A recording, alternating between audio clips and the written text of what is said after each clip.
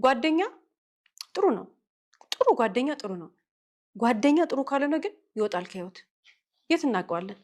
የትም አናውቀው። ሲወጣ ጓደኛዬ ጥሩ ካልሆነች ከህይወቴ ሳስወጣት እንዳልተፈጠረች እስከምረሳት ነው ከህይወቴ ማስወጣት። ምክንያቱም እኔ እበልጣለሁ፣ ለኔ እበልጣለሁ፣ እኔ እሻላለሁ፣ እኔ ነኝ የምሻለው። ጓደኛችንን ስንወዳት እንወዳታለን። ጓደኛችን ስትቀና ግን ምድር ላይ እንደሌለች አድርገን ነው ከህይወታችን ማስወጣት ያለብን። ለምን? ለህይወታችን ለደቂቃችን ክብር ስላለን። አንዳንድ ሴት እህቶች ሙሉ ለሙሉ ላይፍ ስታይላቸው በጓደኛቸው ይቀየራል።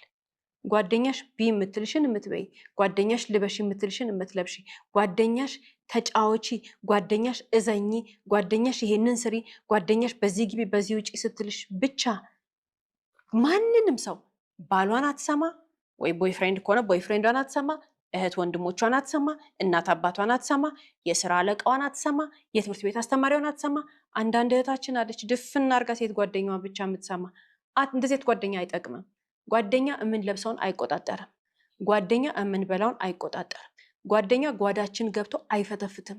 ጓደኛ ስለ ገንዘባችን አያወራም። ጓደኛ ትምህርትሽ እንዲያርጊ ይሄን በዚህ አርጊ አይልም። ጓደኛ ሲጠይቅ አስተያየት ይሰጣል። ስንጠይቀው ይሄን ላደርግ ነበረ ምን ይመስልሻል ስንለው ህይወታችን ላይ ይገባል። ጓደኛችን መታ በእኛ ህይወት ላይ አንቺ ህይወትሽ እንዲህ ነው ያለች ቀን ግን ሁለት እድል አይሰጥም። የኔ ህይወት የኔ ነው፣ የኔ ህይወት ኃላፊነት የኔ ነው።